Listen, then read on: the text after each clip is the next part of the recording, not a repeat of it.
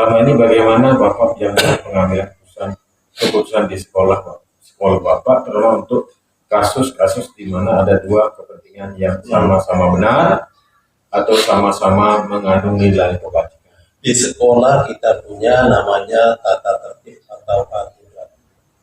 Itu aturan yang sudah kita sepakati oleh stakeholder atau Bapak Ibu guru di sekolah. Ada juga aturan dari atasan kita, dari Dinas Pendidikan dan Kebudayaan. Sehingga untuk mengambil satu keputusan itu, ya, dari dua atau lebih permasalahan, sebaiknya kita ambil satu keputusan itu berdasarkan musyawarah atau rapat bersama antara sekolah, Bapak Ibu dan tenaga pendidikan. Bila perlu bersama komite sekolah. Lalu kita ambil satu keputusan, sekalipun keputusan ini sama-sama baik. Ini baik, itu baik. Tetapi mana yang kira-kira yang lebih sesuai dengan lingkungan kita, dengan sekolah kita. Ya, tidak boleh sekolah itu otoriter. Ini sama boleh. Itu yang ketiga, Pak. Langkah-langkah atau prosedur seperti apa yang biasa Bapak lakukan selama ini untuk mengambil keputusan? Ya, langkah yang pertama yaitu kita mengumpulkan semua Bapak Ibu guru. Tidak bisa langsung dari data. Bukan Bapak Ibu guru, kita bermusyawarah, kita rapat. Setelah hasil keputusan rapat inilah baru kita bisa menarik satu data. Sehingga data ini yang merupakan keputusan sekolah atau keputusan bersama inilah yang kita pakai.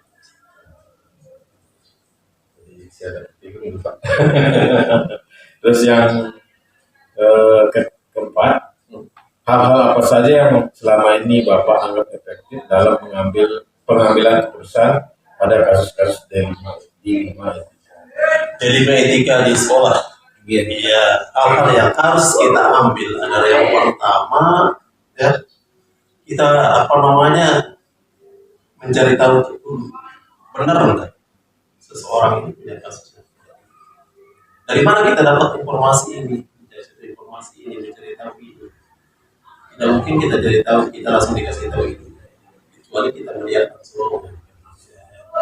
Tapi kalau kita tidak melihat langsung, alangkah baiknya mendapatkan informasi dari guru, dari seperti TK, dan sebagainya. Nah, barulah kita mencari tahu apa betul ini. Masalahnya seperti ini. Kalau betul, keputusan apa yang harus kita ambil? Jelas dan otomatis keputusan yang harus kita ambil keputusan yang sesuai dengan satu aturan sekolah. Yang kedua, yang sesuai dengan hasil musyawarah.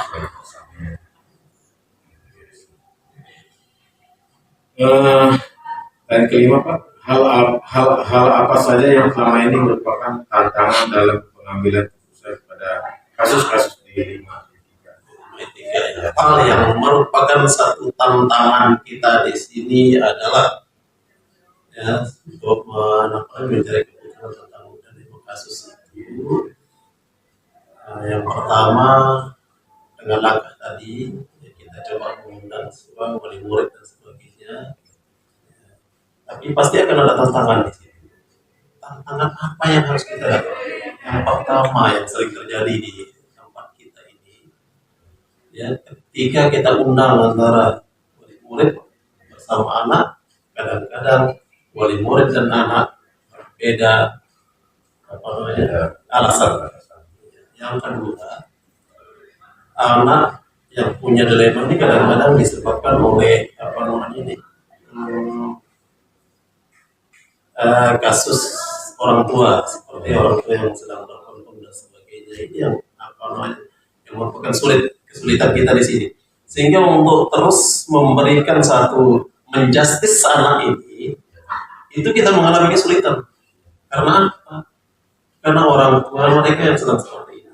Kadang-kadang anak ini hidup bersama neneknya, sehingga tidak semudah ya itu kita langsung justice sampai ini. Ini satu tantangan bagi kita. Oleh sebab itu sekolah harus berhati-hati mengambil suatu tindakan dalam hal ini. Tidak boleh gegabah, ya. Tidak boleh gegabah karena ini adalah kita pelayan masyarakat, pelayan pemerintah. Oleh sebab itu kita bagaimana untuk memberikan pelayanan semaksimal mungkin kepada mereka. Banyak sekali tantangan kita di sini. Lebih-lebih kita ini termasuk sekolah yang jauh, terpencil, terus terkecil lagi. Tantangannya banyak. Ya kan sudah kita ngomong tentang ini. Tantangan untuk mencari solusi siswa saja sudah sulit. Karena itu tadi, ya di rumahnya mereka punya permasalahan sendiri. Itu bukan tantangan kita di sini. Pertama apakah Bapak memiliki sebuah tata kelola atau jadwal tertentu dalam sebuah penyelesaian kasus dilema etika? Apakah Bapak langsung menyelesaikan di tempat atau memiliki sebuah jadwal untuk menyelesaikannya? Bentuk atau prosedur seperti apa yang Bapak lakukan? Itu ada dua cara. Kalau memang satu kasusnya itu emergensi, satu contoh, siswa di sini kelahi atau merokok, karena mungkin kita jadwalkan nanti kita selesaikan. Ya, langsung kita selesaikan di tempat. Ya, seperti itu. Kalau yang itu, ada juga satu kasus yang kita jadwalkan.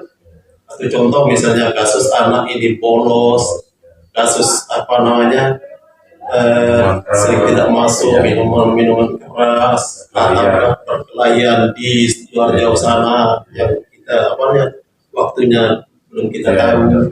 Nah ini kita jadwalkan bahwa nanti kita ini undang ini kita diskusikan, kita mencari solusi, mencari penyebabnya dan bagaimana memberikan solusi kepada. Jadi ini akan tergantung sekali sama dua ya, tergantung situasi dan kondisi. Yang adakah seseorang atau faktor-faktor apa yang selama ini mempermudah atau membantu Bapak dalam pengambilan keputusan dalam kasus-kasus dilema? Faktor kebersamaan, kekeluargaan dan mufakat antara keluarga semua. Kan begitu. Kalau masih faktor otoriter pulang sekolah kan bagaimana macamnya? Kolaborasi Pak ya? Iya, kolaborasi. Terus yang terakhir Pak, dari semua hal yang telah disampaikan, pembelajaran apa yang dapat Bapak petik dari pengalaman Bapak mengambil keputusan dilema etika? Oke, pengalaman untuk mengambil keputusan dalam dilema etika ini yang selama ini kita lakukan sehingga mendapatkan satu solusi yang bisa memuaskan, yaitu kembali ke yang tadi, yaitu dengan cara kita berdiskusi, mufakat dan atas keputusan bersama. Iya kan? Seperti itu yang kita lakukan. Setuju tak? Setuju sekali. Ini lancar Pak. Jadi saya dapat pembelajaran dari pengalaman Bapak. Ini sebagai pembelajaran saya ke depan dalam sebuah keputusan pada murid atau kepada warga di rumah, ini luar biasa. Terima kasih. Tidak boleh model sendiri. Terima kasih atas waktunya Bapak.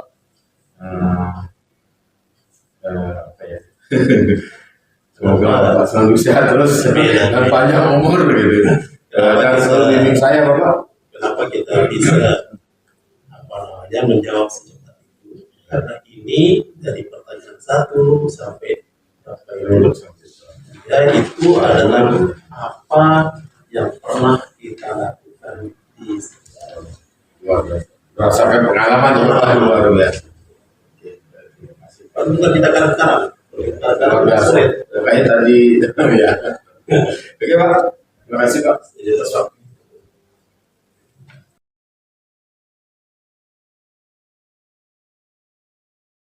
Masalah yang terjadi karena kepala sekolah kan punya juga keterbatasan waktu untuk memantau, misalnya kayak sekarang 1.200 siswa. Nah, tapi sih bisa yang paling cepat memantaunya adalah wali kelas dan guru-guru yang mengajar di situ. Maka penegakan tata tertib itu sangat perlu kita lakukan. Kemudian tidak kalah daripada penegakan adalah pencegahan. Apa yang kami lakukan? Jadi sekali lagi, mustahil pendidikan ini hanya dikerjakan atau menjadi tanggung jawab penuh semua dinas pendidikan, karena sesungguhnya pendidikan ini adalah tanggung jawab seluruh orang, semua orang yang maka diperlukan kerjasama lintas departemen. Contohnya kami mengagendakan pembina upacara itu dari departemen-departemen lain yang kami anggap punya manfaat dan punya kontribusi yang positif terhadap siswa ya, generasi muda. Contohnya kami mengundang juga Badan Narkotika, BKKBNB dalam hal untuk narkotika untuk menghindari penyalahgunaan. Kemudian berikutnya kami dan juga BKKBN untuk mengadakan beserta puskesmas untuk mengadakan penyuluhan tentang mengantisipasi perkawinan dini. Kami juga mengundang pihak kepolisian menjadi pembina upacara untuk sosialisasi peraturan-peraturan yang paling sering dilanggar oleh anak-anak. Nah, dari sekolah bagaimana? Di kegiatan-kegiatan imtak juga, kami juga mengundang para ulama, pedanda, tergantung. Makanya di sini tuh kegiatan imtaknya ada kegiatan imtak kami yang bersama. Kami mengundang teman-teman yang penceramahnya adalah orang-orang yang nasionalis. Nasionalis artinya begini, ketika kita imtak bersama itu, yang kita bicarakan hubungan antara manusia dan manusia di dunia, tidak lagi bicara tentang Tuhan di situ. Nah, tapi imtak peragama itu kami mengundang juga narasumber dari luarnya. Jadi itu adalah pencegahan. Bagaimana tindakan kita terhadap adanya penyimpangan? Nah, penyimpangan ini kan kita sudah melakukan pencegahan. Lalu namanya penyimpangan selalu pasti ada terjadi pelanggaran kode etik itu, maka segera kami tangani. Tanganinya bagaimana? Tidak hanya menegakkan disiplin semata. Misalnya anak punya masalah langsung dikeluarkan. Kami betul-betul mengidentifikasi masalahnya, akarnya sih sebenarnya apa. Tapi sekiranya anak ini masih bisa diselamatkan, maka kami akan selamatkan. Kita lakukan pembinaan. Jadi mengidentifikasinya dari pejabat terkecil dalam struktur manajemen sekolah, dari wali kelas. Jadi dari situ kita dapat informasinya, Pak. Jadi jangan pernah meminta kepala sekolah mengidentifikasi semuanya. Sulit tuh. Berarti tim yang sulit. Bagaimana dengan Bapak Ibu guru juga? Jangan ingat juga, kepala sekolah itu bukan hanya bertanggung jawab tentang siswa, bertanggung jawab terhadap warga sekolah. Maka bagaimana pendekatannya sekarang itu mungkin berbeda dengan pendekatan zaman dulu yang menggunakan hukum. Saya lebih cenderung menyelesaikan masalah dengan pendekatan kekeluargaan dan sehingga terang benerang. Jadi seperti itulah. Itu paling berbahasa. Terus yang kedua Pak, selama ini bagaimana Bapak menjalankan pengambilan keputusan di sekolah Bapak, terutama untuk kasus-kasus di mana ada dua kepentingan yang sama-sama benar atau sama-sama mengandung nilai kebajikan? Jadi pemimpin itu tidak selalu harus mengambil keputusan sendiri. Jadi semua keputusan itu selalu saya lemparkan kepada warga sekolah untuk mencari mana yang terbaik. Misalkan ada dua yang terbaik, yang mana yang harus kita lakukan? Yaitu yang pertama mana yang paling sedikit risikonya. Iya, iya, iya. Karena kadang-kadang sesuatu yang baik belum tentu benar. Pak. Contohnya, benar. Bapak ingin memberikan sedekah atau memberikan bantuan kepada guru atau siswa. Iya. Tapi yang menggunakan dana bos, baik memberikan itu, Pak. Iya, iya, betul. Tetapi menggunakan dana bos kan nggak boleh. Salah, salah itu. Tetap kita mementingkan mana keputusan terbaik itu yang paling sedikit resikonya, resistensinya, dan berikutnya dan paling tidak melanggar aturan. Jadi hukum negara, hukum adat, norma itu menjadi dasar untuk menentukan kebijakan mana yang terbaik. Siap, luar biasa, Pak. Terus yang ketiga, Pak, langkah-langkah atau prosedur seperti apa yang biasa Bapak lakukan selama ini? Dalam apa nih, Pak?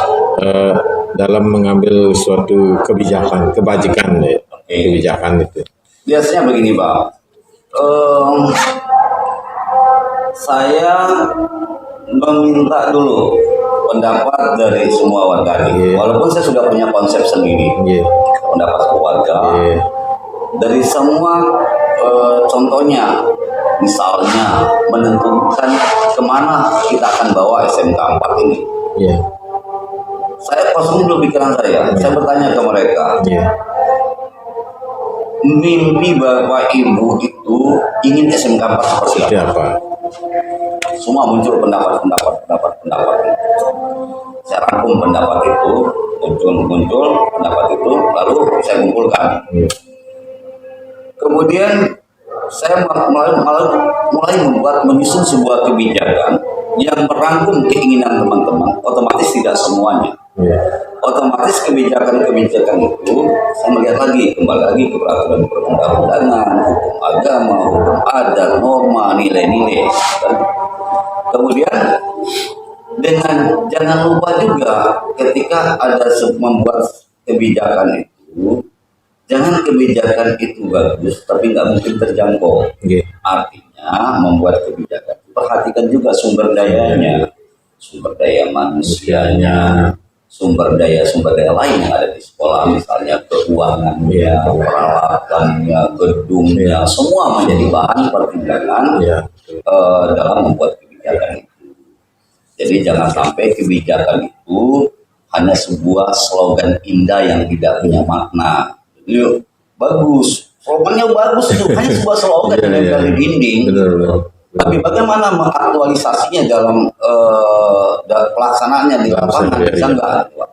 Jadi saya lebih banyak membuat kebijakan-kebijakan yang paling mungkin dilakukan dengan sumber daya yang ada di sekolah. Mendukung dengan mempertimbangkan juga kebijakan-kebijakan pendidikan secara nasional. Tentunya keberpihakan kepada peserta didik, Bapak ya. Harus fokusnya. Jadi begini, sekarang saya merubah mindset teman-teman sekarang di sekolah ini. Selama ini siswa itu kita anggap sebagai objek. Lalu ada guru yang selalu mengatakan yang butuh saya kan murid. Oh, ada gitu. Mereka kan butuh nilai saya, nasib mereka kan ada di saya. Kan mindsetnya kita rubah. Jadi berubahnya begini. Saya tidak akan menjadi guru jika tidak ada murid. Benar. Dalam sebuah, kita ibaratnya kita ubah posisi mereka dari seorang guru menjadi pengusaha. Siswa itu siapa? Siswa itu pelanggan. Aset. Nah, untuk pelanggan itu tetap nyaman, tetap menggunakan jasa kita, maka berikan layanan yang diharapkan oleh pelanggan dengan tidak melanggar norma-norma dan aturan-aturan hukum. Jadi itu mindset luar biasa. Pertanyaan keempat nih, Pak. Hal-hal apa saja yang selama ini Bapak anggap efektif dalam pengambilan keputusan pada kasus-kasus dilema etika? Apa pertanyaannya? Hal-hal apa saja yang selama ini Bapak anggap efektif dalam pengambilan keputusan pada kasus-kasus dilema etika? Yang pertama efektifnya tadi, pendekatannya tidak dulu ke pendekatan Iya. Jadi lebih pada pendekatan, kekeluargaan, persahabatan, persaudaraan. Jadi identifikasi pelanggaran kode etik itu, etika itu seperti apa? Iya. Lalu kita coba nih melakukan pendekatan individu. Jadi jangan dulu istilahnya dalam bahasa Inggris jamu decision, baru memandang sebuah kasus pelanggaran etika langsung ambil sebuah Iya, keputusan. iya. Jadi cari tahu dulu Salah akarnya. akar masalahnya apa sih sebenarnya. Karena pada dasarnya manusia itu makhluk yang baik sesungguhnya. Benar Bapak. Tapi ada faktor X yang membuat orang-orang ini tidak baik. Siap. Jadi maka cari tahu dulu. Langkah yang pertama cari tahu apa sih Apa sih akar? Nah, jadi kalau kita menjadi pemimpin itu jangan menjadi hakim Iya. yang cuma bisa Iya. vokal. Iya. Jadilah menjadi problem solver ya, pemecah masalah, memberi solusi. Jadi sampai saat ini saya belum pernah melakukan istilahnya pembinaan yang sifatnya sampai mengarah kepada penegakan Ya. hukum. Misalnya ada guru yang dipecat gitu. Iya. Tidak ada. Iya. Jadi Iya, saya tahu saya itu. pasti melakukan karena saya yakin semua orang itu terlahir baik. Iya. Apa yang buat mereka tidak baik? Ya karena faktor-faktor itu. Iya. Maka faktor-faktor penyebabnya akan kita coba. Iya. Nah, lalu bagaimana berikutnya yang kita lakukan pembinaan? Dengan tidak memojokkan yang bersangkutan. Secara seperti ini Pak ya. Ya, saya lebih banyak melakukan pendekatan kekeluargaan Iya. masalah. Tapi kalau memang sudah tidak bisa,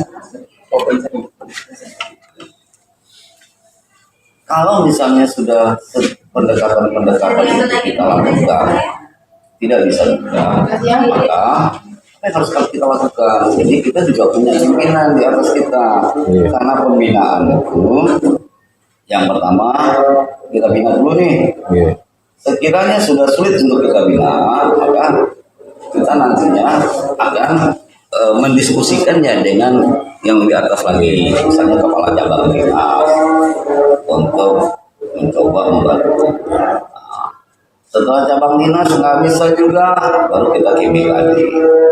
Jadi ada tahap-tahapnya Pak ini. Jadikan warga sekolah itu sebagai keluarga dan saudara, di mana semua kita berupaya menjaga aib keluarga dan saudara kita. Siap. Semua permasalahan di sekolah kalau diupayakan diselesaikan secara baik-baik. Keluargaan lah. Karena bagaimanapun juga ketika ada sebuah pelanggaran kode etik atau apapun namanya, kepala sekolah laporkan sebagai kepala tidak mampu menyelesaikan permasalahan di keluarga. Dianggap sekolah adalah suatu keluarga besar kita. Betul. Di pendekatan Luar biasa. Terus hal-hal apa saja yang selama ini merupakan tantangan dalam pengambilan keputusan pada kasus-kasus dilema etika Pak? ya. Merupakan. Jawab itu nih. Selamat siang. Halo. Salam. Iya, Mbak.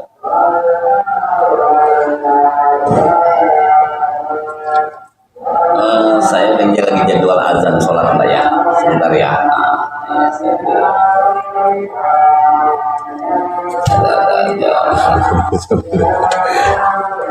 Ibu, Ada nggak yang Bapak pernah temukan dilema etika itu seperti apa? Yang Bapak temukan selama ini di sekolah atau di mana?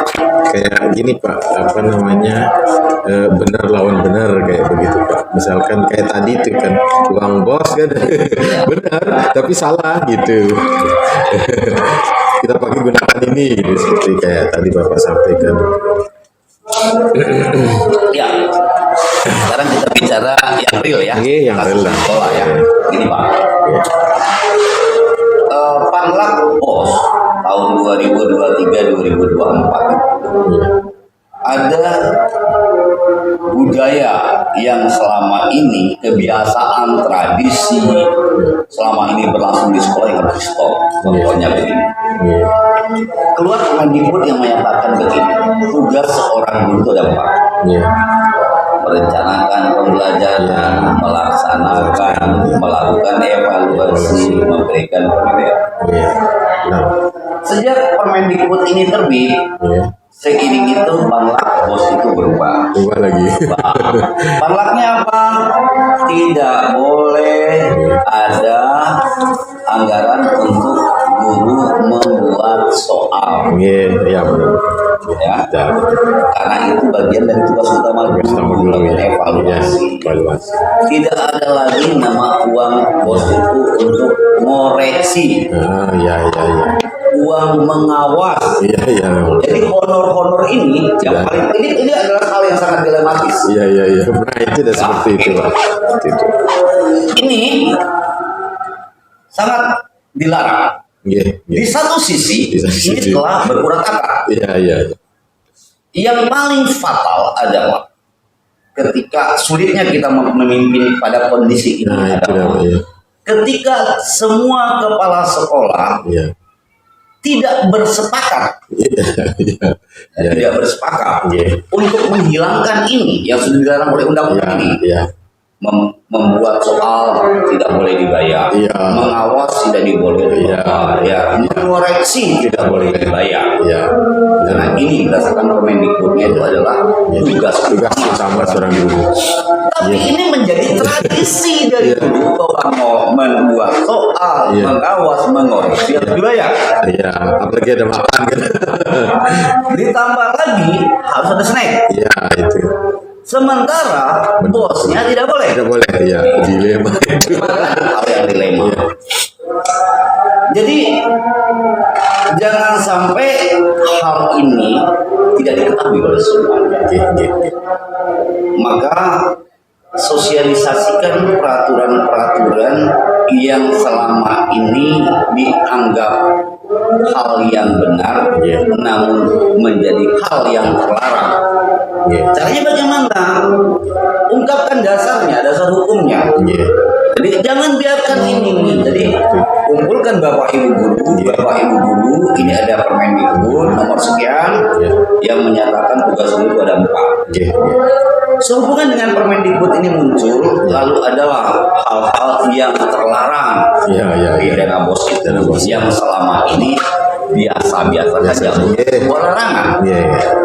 Maka untuk ini Bapak Ibu guru terhadap yang empat hal ini, konsumsi mengawas, uang membuat soal, uang ngoreksi, itu tidak boleh lagi menggunakan dana bos. Jadi itu peraturan. Peraturan.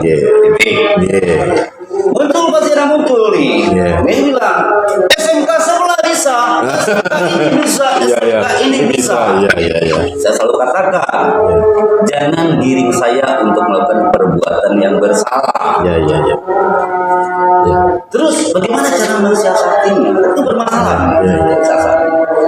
Bapak Ibu guru, saya tidak akan memberikan ini sebuah kebijakan.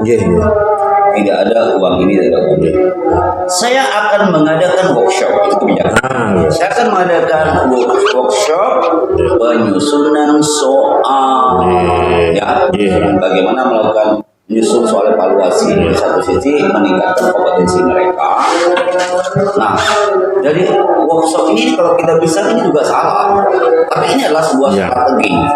Karena sekolah lain melakukan kesalahan, membiarkan ini terjadi, yang kemudian membuat kita seolah-olah kepala sekolah ini nggak berani gitu. Bukan masalah berani dan tidak. Maka caranya buatlah kebijakan, buatlah sebuah kegiatan yang bisa mengcover itu semua. Dilematis Pak, tapi sesuatu yang benar katakan benar, sesuatu yang dilarang katakan dilarang. Kalau kemudian Bapak bisa mensiasati atau membijaksanai dengan anggaran lain, silakan aja. Jadi jangan, sekali lagi, kepala sekolah itu ini atau manusia nih, manusia tidak diciptakan untuk membahagiakan semua orang. Siap. Itu kata kuncinya. Benar. Kita tidak diwajibkan membahagiakan semua orang. Ya. Tetapi kita dilarang menyakiti semua orang. Artinya jangan ingin cari popularitas. Jadi kepala sekolah tuh udahlah, yang penting dipuji, yang penting ditepukin tangan, lalu kita melakukan pelanggaran. Jadi caranya itu, jadi katakan yang benar itu benar, siapkan payung hukumnya, sosialisasikan.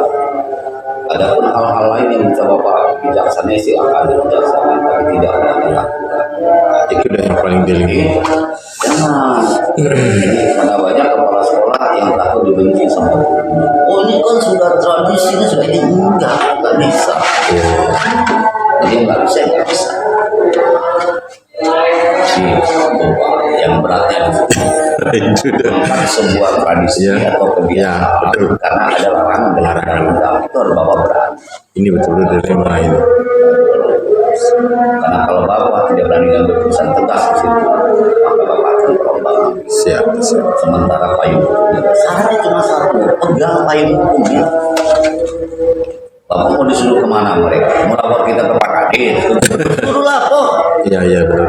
Pegang payung hukumnya, tapi makanya jangan berdebat kusir, memperdebatkan sesuatu. Bapak tidak bisa menunjukkan payung hukumnya, dasar Bapak membuat kebijakan itu, dasar yang melarang, dasar yang membolehkan. Oh, berarti ada harus Pak. Setiap kebijakan itu memang sering kebijakan itu mengganggu zona nyaman teman. Siapa yang tidak yang berani mengatakan kurikulum mereka itu merusak zona nyaman Bapak Ibu? Iya. Karena Bapak Ibu harus tanya lagi. Iya benar. Jadi sekarang bagaimana seorang pemimpin? Jadi saya selalu katakan begini, pemimpin itu jangan membuat anak buah pesimis, jangan membuat anak buah berpikir semua itu sulit.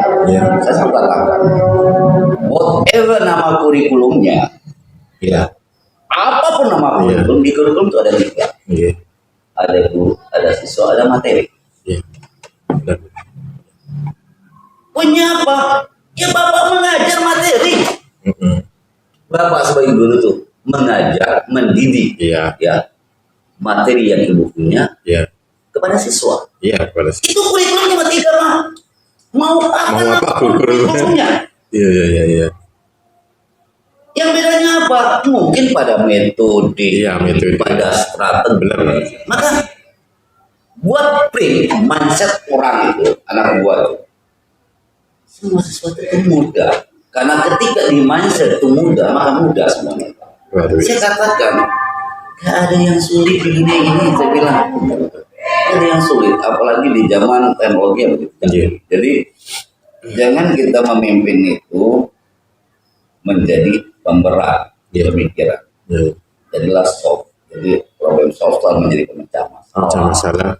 Menjadi berubah mindset dari atas berat menjadi ringan. Saya sering menganalogikan. Saya cerita ke mereka. Kita sering berpikir terlalu jauh, karena pikiran kita sudah mengatakan bahwa itu berat. Ceritakanlah ada cerita Pak Dr. Jule. Di suatu kerajaan, seorang raja melihat burung Garuda itu terbang dengan perkasa, sehingga seorang raja tersebut mengadakan sayembara. Barang siapa yang memiliki burung elang yang paling cantik, raja akan belikan. Berlomba-lomba orang menjual burung elangnya ke raja. Karena raja membayangkan burung elang itu bisa terbang lebih istana. Dia bilang, dapatlah satu burung elang yang paling gagah perkasa, yang paling hebat. Lalu diletakkanlah di sebatang pohon, di ranting pohon di kawasan istana. Tapi raja kecewa. Ternyata burung elang yang diharapkan dia beli ini bisa terbang melindungi istana itu. Burung elang itu tidak pernah bisa mau terbang. Dia tetap aja di ranting tersebut. Lalu raja mengadakan sayembara kepada seluruh warga. Barang siapa dengan ilmu apapun, latar belakang apapun yang bisa membuat burung elang yang saya punya yang ada di istana ini bisa terbang, akan saya berikan hadiah. Kemudian datanglah semua orang, dari pakar burung, dari orang dukun, semua datang. Semua datang. Tidak ada satupun yang bisa membuat burung itu terbang. Iya. Keesokan harinya seorang petani datang, saya akan membuat burung itu terbang. Ya. Besok pagi orang lihat. Seorang petani yang tidak punya pendidikan. Ya. Dan keesokan paginya, betul, burung itu bisa terbang. Ya. Dia tanya, Ahmad Raja, ilmu apa yang kau punya? Tidak ada. Ya. Saya hanya menebang ranting tempat pohon itu, burung itu Bisa terbang. berdiam diri karena ranting itu terlalu nyaman buat dia. Saya tebang dia, lalu dia terbang mencari ranting lain, mencari ranting lain. Dan ternyata so simpel kan? Simpel sekali. Jadi itulah Pak. Jadi semua itu tergantung mindset. Jadi makanya ketika memimpin itu ubah mindset warga Ya. bawahan Ya. atau rekan kerja itu dari sulit menjadi mudah. Lalu saya udah mengatakan ke mereka, mulai hari ini saya bilang itu, kalau Bapak Ibu ingin bahagia satu hari di sekolah, Ya. cuma satu, setiap ditanya tetangga itu mau kemana, bilang saja saya ingin liburan ke SMK 4. Jadi mindsetnya yang dirubah. Saya ingin jalan-jalan ke SMK 4. Saya ingin berwisata ke SMK 4. Jadi mindset sudah ada, saya mau jalan-jalan gitu. Ya. Benar. Jadi semua sesuatu tergantung pada mindsetnya. Jadi terhadap membuat kebijakan itu seperti itu. Jangan sembunyikan sebuah kebenaran untuk mendapat ketenaran atau ingin dihormati atau ingin menyenangkan orang. Ya. Karena semua tuh orang tuh ingin disenangin Pak. Iya benar. Tapi ketika kita menderita mau nggak menderita? Benar. Apa tuh luar biasa? Buat kopi ya tuh. Belum saya marah tuh. Luar biasa. Kenapa Mbak Jano? Mbak Jano kalau bawa amplop sih banyak-banyak 500 juta bisa beli pajero atau apa gitu. Benar. Tinggal tambah nolnya Pak. Di SMK 4 pas saya sudah mulai belajar Pak. Jadi berapa banyak kita menghabiskan uang untuk membeli amplop Iya. dan untuk ini. Iya. Siap. Maka saya bilang ke teman-teman, Iya. sekarang Pak perlukan ke teman-teman, Iya. bukan kita bicara tentang amplop itu untuk penghargaan. Iya. Kembali kita balik mindset kita. Amplop itu hanya pembungkus. Penghargaan yang nyata itu apa yang diberikan. Jadi kalau selama ini TU saya tuh saya beri amplop banyak sekali karena untuk honor dan sebagainya. Iya. Dan saya mulai dari saya. Mulai besok berikan honor atau kepada saya tanpa amplop. Ada makna di balik itu Pak ya. Jadi Luar biasa. mulailah kita melakukan hal-hal yang nyeleneh Pak. Karena sering orang merasa amplop penghargaan. Ya bukan masalah penghargaannya. Dikasih amplop, harga amplopnya 1.000, uangnya cuma 200 rupiah, ngapain? Jadi saya melakukan hal-hal yang sedikit nyeleneh. Dan saya mulai dari sini saya. Memang begitu Pak. Luar biasa. Jadi Iya Pak. Makasih Pak. jadi honor apapun tuh nggak usah pakai amplop. Siap. Siap. Baru kali ini Pak. Harus berani Pak, merubah sesuatu tradisi-tradisi yang mubazir itu. Tradisi mubazir itu kita mulai ubah. Karena berapa ya jabarannya ya. Saya punya warga itu 117 Pak. Iya. Kalau terima tugas tambahan, karena semua punya tugas tambahan. Jadi 117 amplop. Amplop ya. Di luar kegiatan lain. Benar sebenarnya. Jadi SMK 4 itu bisa amplop itu kan isinya 50 Pak. Iya. Bisa 5 sampai 6 bahkan sampai 7 ring. Iya Amplop beli per itu. bulan. Sebulan tuh. Bulan. Kali Benar itu. juga sekali. Jadi sudah mulai lah. Iya, iya, iya, Tanamkan ke mereka itu. Iya iya benar. Oh. Oke. Luar biasa. Yang ke berapa ini? 1, 2, 3, 4, 5, 6. Dapat saya ilmu banyak di sini Pak. Apakah Bapak memiliki sebuah tata kelola apa ini? Tata kelola atau jadwal tertentu dalam sebuah penyelesaian kasus di 5 ITK apakah Bapak langsung menyelesaikan di tempat atau memiliki sebuah jadwal untuk menyelesaikannya? Bentuk atau prosedur seperti apa yang Bapak jalan? Jadi masalah itu jangan disimpan Pak. Jadi gini. Ya. Jadi kita beri apa pengertian masalah itu Pak? Masalah adalah segala sesuatu yang harus segera diselesaikan. Ketika masalah itu Bapak pendam hanya sekedar untuk mencari tempat dan lain sebagainya, masalah itu semakin membesar. Ketika ada masalah, ambil keputusan, selesaikan. Itu dengan prosedur ya Pak? Iya, prosedurnya jelas. Saya bahkan boleh saya katakan saya adalah orang yang tidak suka menunda semua masalah selesaikan. Contohnya ini kemarin, saya mengumpulkan ketua OSIS ini. Anak-anakku semua ada enggak yang Bapak harus lakukan untuk membuat kalian nyaman berapa? Katakan, Pak, papan tulis kami rusak. Mana kelas mana papan tulis rusak? Terus ruang guru kami ini, meja guru kami sedang saya. Oke. Sudah. Walaupun toko mebel, datangkan meja 6, datangkan papan tulis 6, anak-anak besok ambil besok lagi. Apalagi ini demi kepentingan anak-anak didik, peserta didik, Pak, ya luar biasa. Ya betul. Jadi ingat, kenyamanan. sekali lagi jadikan posisi anak-anak posisi yang terhormat. Siswa kita adalah pelanggan kita, tidak ada guru, tidak ada murid. Jadi jangan dibalik seolah-olah tuh murid tuh itu kan terus Iya benar. Saya banyak belajar. Jadi kenyamanan siswa Pak ya di dalam belajar. Saya kasih modal ya, saya berikan program saya untuk PowerPoint. Siap. Jadi sering program itu indah Pak. Tapi program itu bagaimana mengoperasikan, mengimplementasikannya bisa berikan. Siap. Woi luar biasa. Oleh Bapak mudah-mudahan manfaat saja. Siap. Luar biasa ini Bapak saya. Jadi masalah jangan dibiarkan Pak, karena masalah sekecil apapun tetaplah masalah. Jika dibiarkan maka masalah itu akan tetap berkembang terus. Diselesaikan dengan cepat lah. Harus Pak, kalau Bapak membiarkan masalah tak berkembang,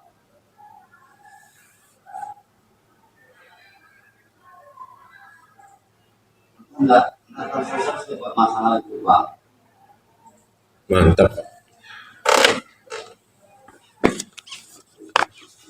Nah, ketika ada program, bagaimana mengeksekusi program itu? Yang paling penting bukan indahnya kata-kata Pak. Yang paling penting adalah eksekusi. Program itu bisa dieksekusi enggak gitu. Karena sering kita selalu menganggap program itu hebat, cuma hebat di atas kertas. Maka kalau saya membuat program itu Pak, saya selalu berupaya bagaimana membuat program itu bisa dieksekusi. Lalu Bapak juga saya siapkan juga program saya ketika di Batu Layar, Bapak punya 2. Siap. Jadi Bapak bisa membandingkan apakah saya itu sama program SMK 4 sama SMK Batu Layar. Iya. Masalahnya.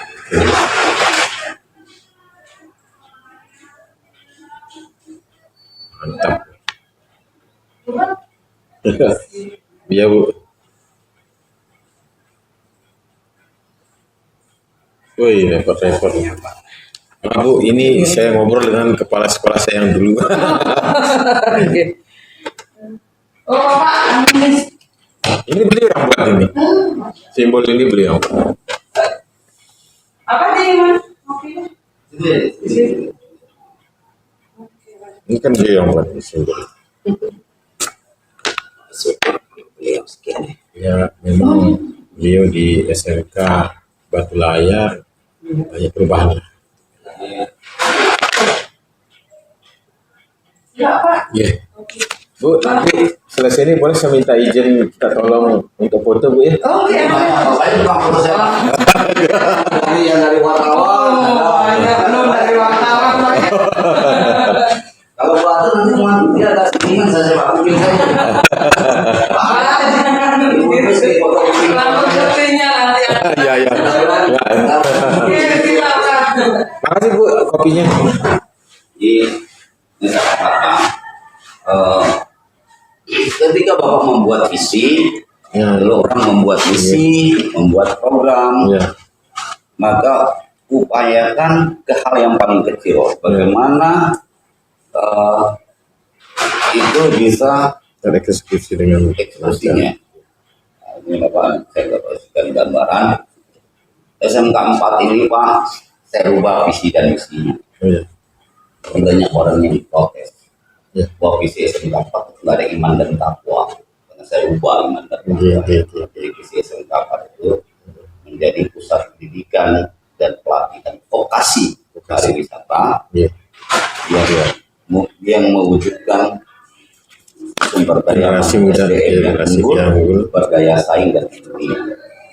Ketika bicara unggul, ya udah iman takwanya masih bagus dong. Iya. Jadi Pasti itu. Nah, untuk membuat itu terjadi, SMK 4 mempunyai peran 4 peran. Pusat pengembangan soft skill, Ya. hard skill, Ya. life skill, Life skill. talenta, Ya. dan menjadi zona hospitality, Ya. zona keramah-tamahan. Bagaimana nanti di setiap Itu yang melakukan peran ini paling- apa aja yang harus dilaksanakan? Nanti ada di breakdown semua. Gitu, Pak.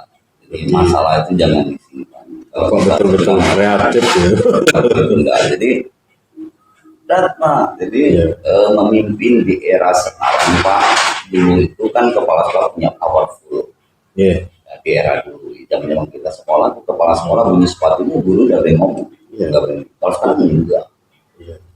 Saya cuma minta kepada mereka, saya menanamkan ke mereka kesadaran. Iya. Jadi jangan membuat orang melaksanakan tugas terpaksa. Terpaksa. Nggak boleh. Jadi saya contohnya saya punya status yang tadi malam, saya jadi jarang sekarang sering membuat status itu bersebuah kata-kata nasional. Nanti saya buka. Jadi saya tiap malam saya sempatkan membuat status saya.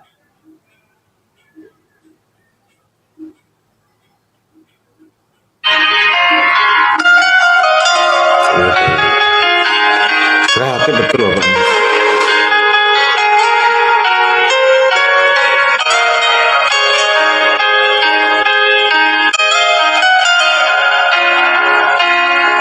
Bapak.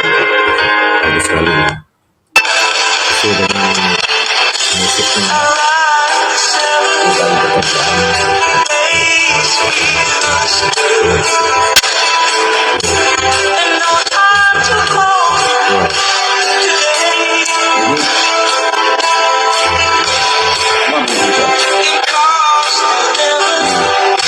Mungkin itu Ku pejam mata ini di kebisuan malam. Oh mimpi, bawalah dia dalam sempatkan tidurku. biar malam itu memberikan kata-kata motivasi. Jadi, jadi gini Pak, banyak orang itu berpikir bahwa ketika Bapak memberikan uang kepada seseorang, itu adalah hal yang terbaik kepada masyarakat. Pertanyaannya, bagaimana kalau Bapak memberikan uang kepada orang yang sudah punya uang, bahagia nggak? Biasa aja dia. Benar. Yang saya takutkan, Bapak memberi uang kepada orang anak Bapak yang lebih kaya. Kaya, makanya itu. Senang nggak dia? Nah, iya. Ada sesuatu pemberian, Kayaknya. ada satu pemberian Mhm. yang merasa Bapak berikan ke siapapun itu lebih berharga daripada uang. Iya. Apa? Apresiasi, penghargaan. Penghargaan. Nah, jadi itu hargailah sekecil apapun Sekecil apapun. yang dilakukan orang. Mantap. Saya Malam dalam sekali. event tertentu Pak, saya bilang ke teman-teman, besok pagi kita kumpul setengah 8 ya. Ya. Kumpul setengah 8. Ya setengah 8 saya bagi uang 100.000. Ya, ya. Setengah 8. Ya, ya, ya. Saya bilang bukan apa-apa. Ya. Saya menghargai Bapak. Ketika saya jadi pembina upacara, saya lihat ada kan anak aku bergerak gitu. Jadi apa namanya penyelenggara upacara itu sendiri. Ketika upacara juga gitu, saya nggak segala menghadiahkan semuanya. Kadang-kadang perlu jadi orang itu butuh lebih dari uang apresiasi. Apresiasi. Jadi nanti Bapak bisa lihat saya membaca buku yang bagus, karyanya nama pengarangnya Dale Carnegie. Dalam bahasa Inggris, judul bukunya How to Persuade People in Good Faith. Bagaimana mempengaruhi orang lain dan memenangkan persahabatan. Ya, ternyata dalam hidup sederhana, saya beberapa hal yang sudah lakukan dalam hidup ini agar semua orang itu senang, semua orang itu nyaman. Siapa yang bisa Bapak takut?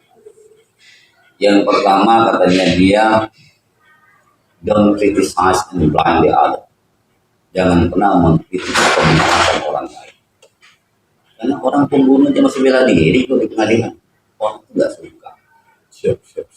Dikritik dan disalahkan. Maka dirubah kalimatnya. Kamu nggak boleh ini, nggak boleh ini, nggak boleh ini, nggak bagus enggak. Kalimat itu cuma dirubah menjadi kalimat positif. Kayaknya indah nih Anda, keren nih Anda nih kalau pakai ini. Jangan larang perbuatan tercelanya, arahkan ke perbuatan yang terbaik. Jadi gunakan kalimat positif. Jadi mindsetnya dirubah. Betul bimbing.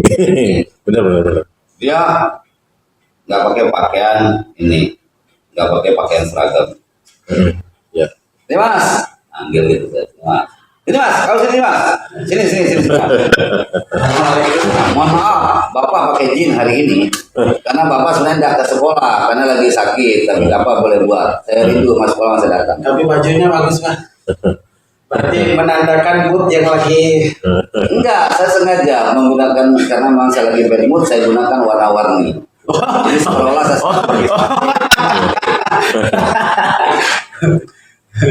itu Pak Di. Jadi pertama katanya dia, don't criticize and blame the other. Yang pernah mengkritik atau menyalahkan orang karena semua orang sudah sudah disalahin. Ya, benar. Yang berikutnya, give the honest smile. Berikanlah senyum yang tulus kepada semua orang. Ini saya catat Pak. Katakan. Yang ketiga, encourage. Semangat. Jadi ketika orang tenggelam di lautan Pak ya, Bapak kasih uang dia nggak mau. Iya sih. Benar. Kasih ban bekas dan semangat. Ayo kamu bisa. Itu lebih berharga daripada uang. Ya. Itu ada di sana. Berikutnya, panggillah orang dengan nama kesenangannya. Yang berikutnya, berilah penghargaan yang tulus. Yang berikutnya lagi, jadilah pendengar yang baik. Maka ketika di setiap orang kalau lagi diam banyak diam aja. Ketika ada momen banyak bisa bertanya. Tapi ada di sana Pak. Ini cuma gambaran. Nanti Luar biasa. saya menggambarkan ini yang paling kecil. Iya. Ini kan beliau yang buat waktu di SMK Batu Layar. Jadi sedikit bukan sih, banyak perubahan. Dia ini bapak di sekolah ini. Makanya sudah. Bukan hanya sekedar kepala sekolah Pak. Iya. Bapak beliau. Makanya itu. Iya. Luar biasa ya. Bapak minta rokok tiap hari ke saya. Siapa? Wah, ada rokok sana? Nggak ada. Terus? Mas beli rokok apa Mas? Sama dia di sana juga beli. Betul. Hanya ke beliau. Nggak ada uang beli rokok. Hanya ke beliau. Ini Bapak Seksama. gambar ya. Matur tampi asik. Ini Bapak lihat. Ini saya pelajari. Contohnya, ini visinya, Iya. ini misinya, Ya, ya. ini slogannya, nah, ini jurusannya udah. Ya, ini skornya, ini strateginya. Kemudian ini adalah gubernur punya, ini gubernur, ini Dikbud, Ya. ini bidang, ini SMK 4. Ini peran SMK 4, cuma 5 peran. Peran ya, Pak ya? 5 peran ini. Lalu bagaimana implementasinya dalam kegiatan-kegiatan, misalnya soft skill, nggak muncul Pak, apa yang dilaksanakan di soft skill itu. Jadi sampai ke hal yang operasional, tidak sampai kepada cuman kata-kata indah saja. Siap. Oke, apa lagi Pak D? Ada lagi dua. Izin Pak. Santai aja. Adakah seseorang atau faktor-faktor apa yang selama ini mempermudah atau membantu Bapak dalam pengambilan keputusan dalam kasus-kasus dilema etika?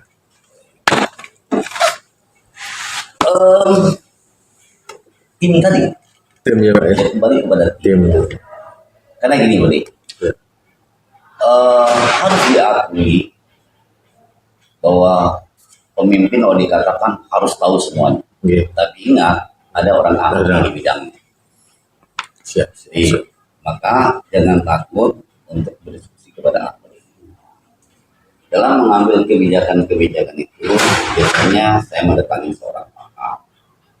Ada ini. Menurut hemat saya, ini cara saya. Ya. Bagaimana dengan pendapat Bapak? Dia memberikan pandangan. Tim dengan pakar-pakar itu ya. Jadi dilema etika itu memang Iya. Berat ya. berat, Pak. Betul. Berat, Pak. Sangat berat. Sampai sekarang saya kasih bilang begini. Oke. Ada, boleh tanya nih anak kuasa. Ya. Ada satu guru ya, Ya. Oke. yang tidak pernah mau bergaul sama orang lain, Oh. tidak pernah mau tegur kepala sekolah. Ya. Ada. Ya. Tapi apa yang saya lakukan? Saya katakan, ketika orang yang tidak suka sama kita, Oke. Ya. lalu kita sakiti, lalu apa bedanya? Iya. Sama kita dengan dia itu. Maka saya tetap berbuat baik. Iya. Luar biasa. Luar biasa. Itu poinnya. Jadi, Mantap. ya itu Pak, jadi jangan mengambil keputusan yang istilahnya hanya menurut asumsi Bapak. Kita sendiri. Bapak harus punya dasar hukum, apakah kalau memang itu apakah peraturan negara, apakah norma-norma agama, adat istiadat. Karena tanpa ini nanti akan berdebat musuh.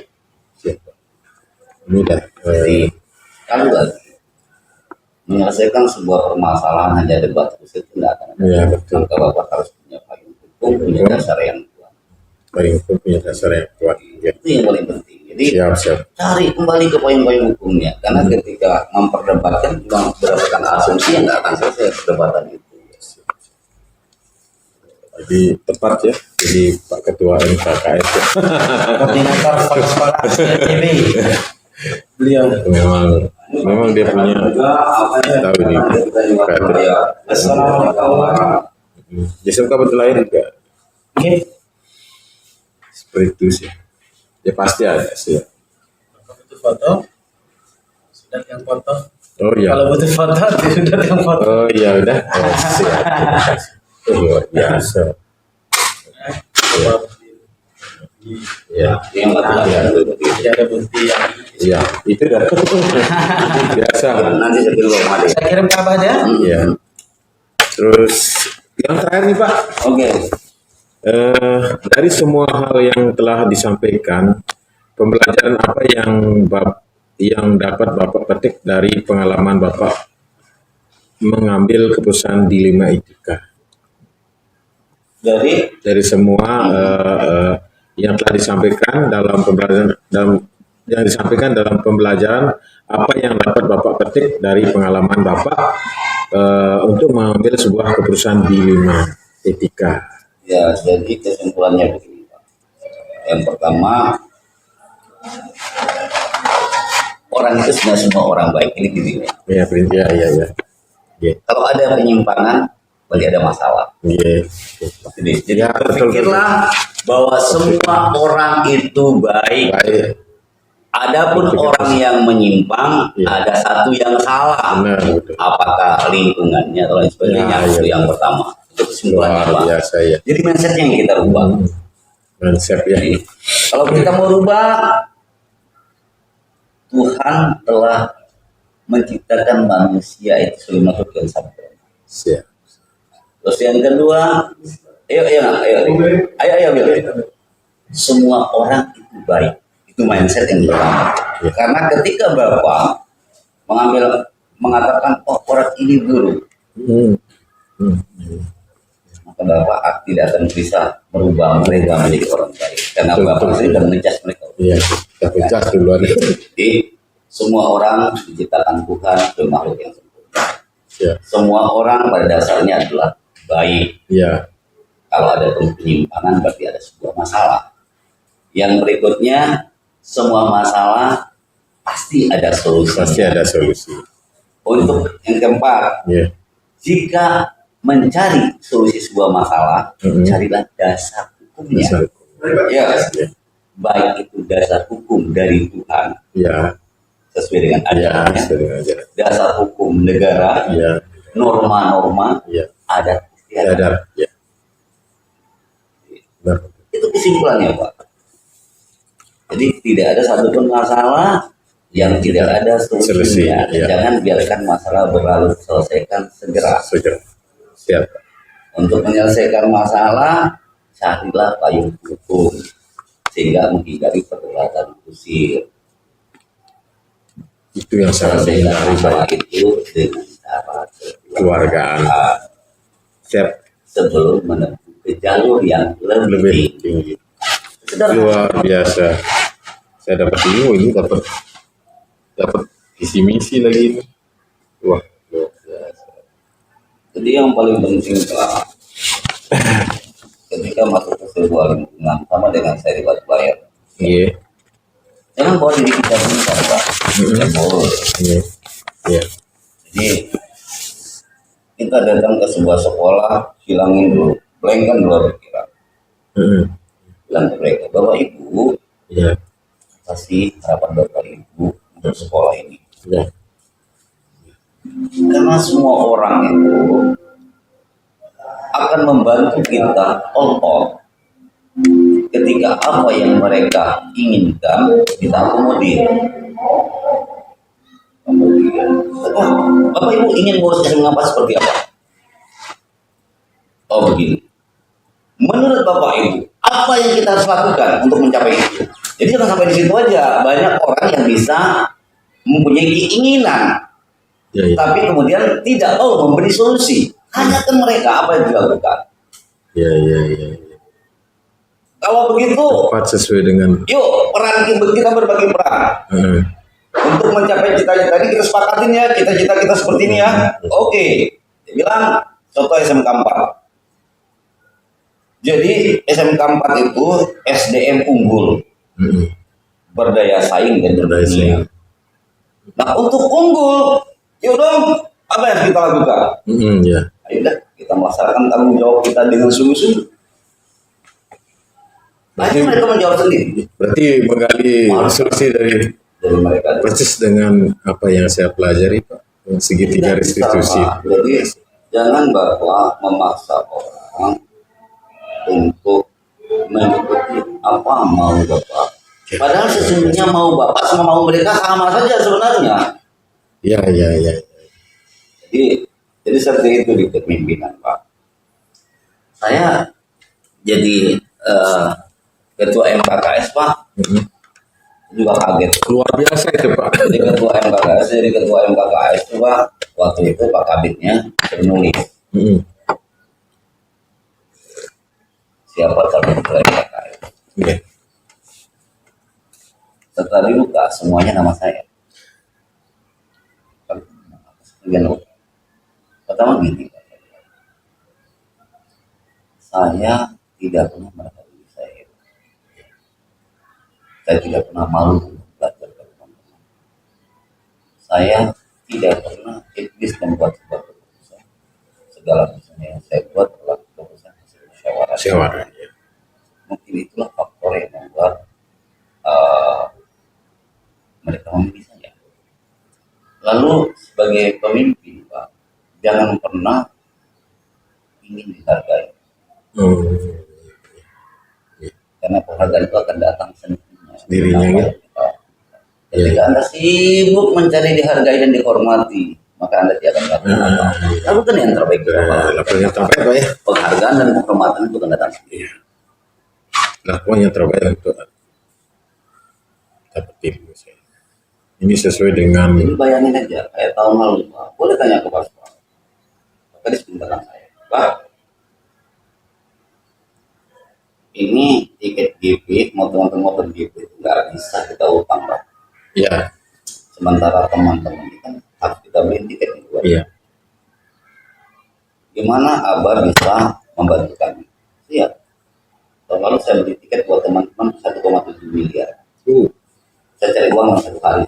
Wah, itu kehebatan. Pertanyaan lalu orang Luar mengatakan, biasa. Pak Sadi balik sekali uang baik. Enggak, bukan uang saya. Saya Strateginya bagus, Bapak ya. percaya Pak.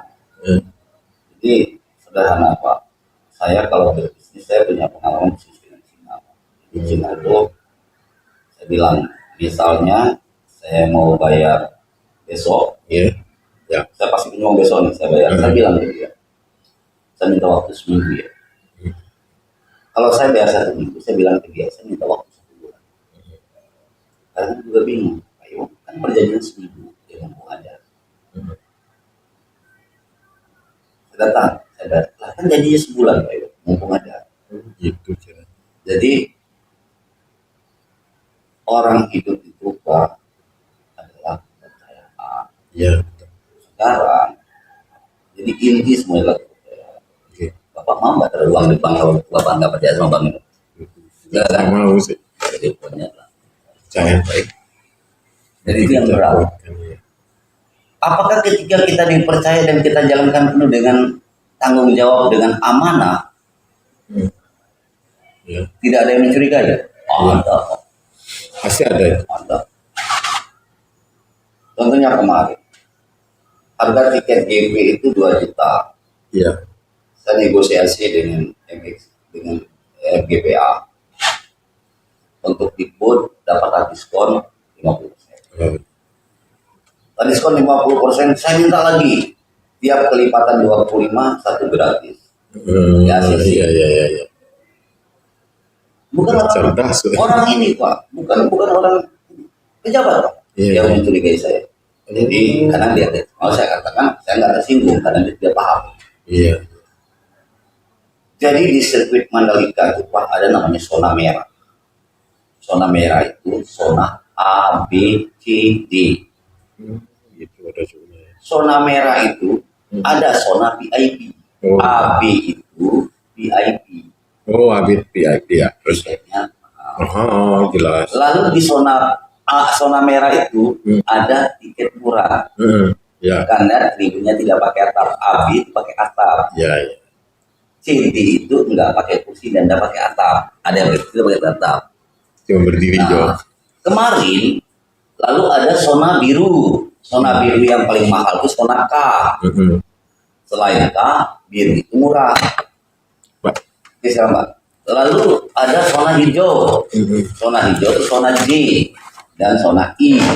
Zona J itu zona mahal karena beratap. Zona I tidak beratap dan murah. Terus? Lalu ada seorang pejabat. Ya. Banyak sekali hubungnya Pak Iwan, dia cerita ke orang lain. Oh, Itu pejabat. kok bisa cerita ke orang lain lagi? Orang lain, wah Pak Iwan itu berikan tiket kita yang murah.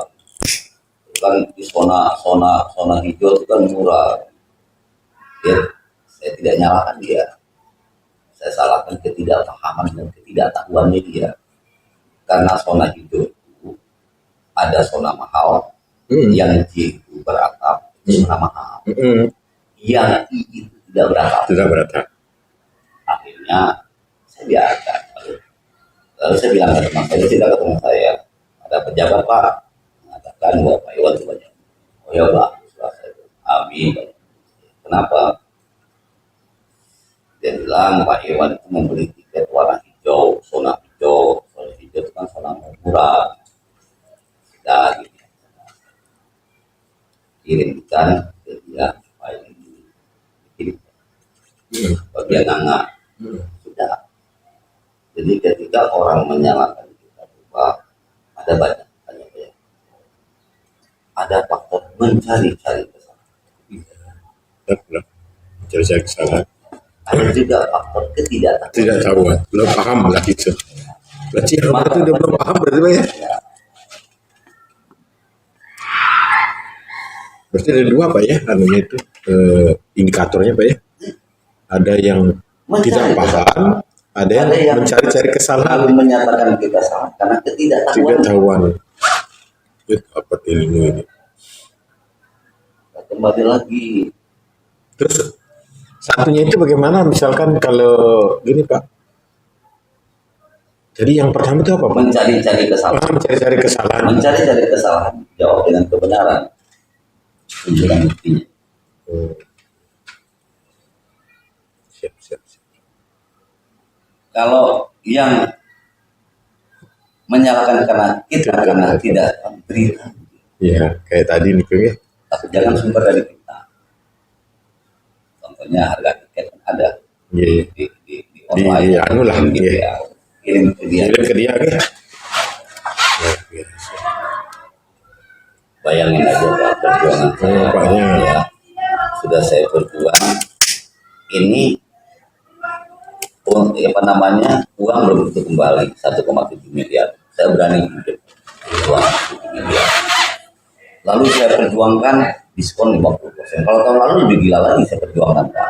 Diskon 50%, beli satu gratis satu. Itu perjuangan Bapak untuk semua orang ya Pak. Dan begitulah. Jadi dalam hidup ini Pak, jangan pernah Bapak berharap semua orang itu suka sama Suka. Nggak mungkin. Bapak lihat aja. Pemimpin-pemimpin agama kita, Iya. orang-orang jujur ya. Contohnya Rahman. Iya, itu ya. Musuh. Ya. Karena musuh selalu ada Pak. Nah, benar. Jadi konsep hidup saya sederhana Pak. Saya tidak peduli apa kata orang. Iya. Sepanjang ini saya jalankan. Itu benar. Ya. Nanti saya perlu banyak belajar sama Bapak ini. Kadang kita kalah Pak dengan kebenaran. Tapi satu saat dia akan menemukan kebenaran. Iya. Kalau saya nggak boleh. Ini masuk betul dengan apa yang saya Jadi pelajari. pemimpin itu sederhana. Jadi kita harus bisa mengayomi. Iya, mengayomi. Maka ketika Bapak melindungi mereka, Iya. ini ruang kepala sekolah yang siswa boleh tidak minta minum, minta makan. Biasa. Tidak ada perbedaan Pak ya. Ruang kepala sekolah ini cuma orang yang berkepentingan. Jangankan siswa, guru yang boleh masuk ke sekolah. Saya selalu katakan ke mereka, ruang kepala sekolah adalah ruang untuk menyelesaikan semua Masalah. dan Biasa. termasuk Semua problem di anak-anak yang tidak keluarga. punya duit untuk beli minum makan datang dari sini. Luar biasa itu Pak. Ini Ada air minum sekitar 20 dus. kayaknya ini sesuai sekali dengan apa yang saya pelajari Pak. Pembinaan sekarang itu sederhana. Jadi apa sih yang dicari dari itu? Jadi ini Iya. saya beri. Makanya saya cuma takut satu. Ketika diberi amanah di satu tempat, tidak ada satu hal baik yang bisa dilihat orang. Makanya saya kadang-kadang ada nggak satu kebaikan yang pernah yang saya tinggalkan di segala wilayah. Iya. Ada nggak yang menjadi di tengah Saya pasti punya salah, Iya, iya benar. tapi minimal ada satu kebaikan. Ada umpan balik lah Pak. Saya memperlakukan teman-teman. Tapi luar biasa Pak selama Bapak di sana itu. Di sini Pak, saya hari pertama ke sini langsung didatangin sama gua dan apa enggak?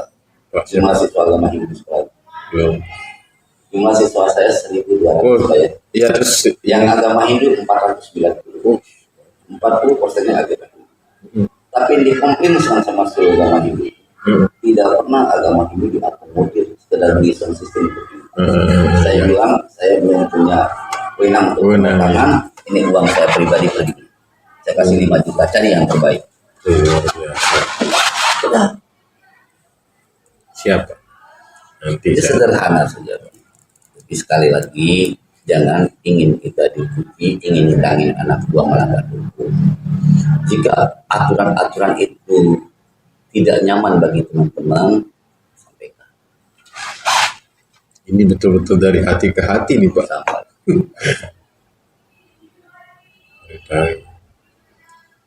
Saya nggak pernah ini Pak. Sama teman-teman, ya ada batas lah.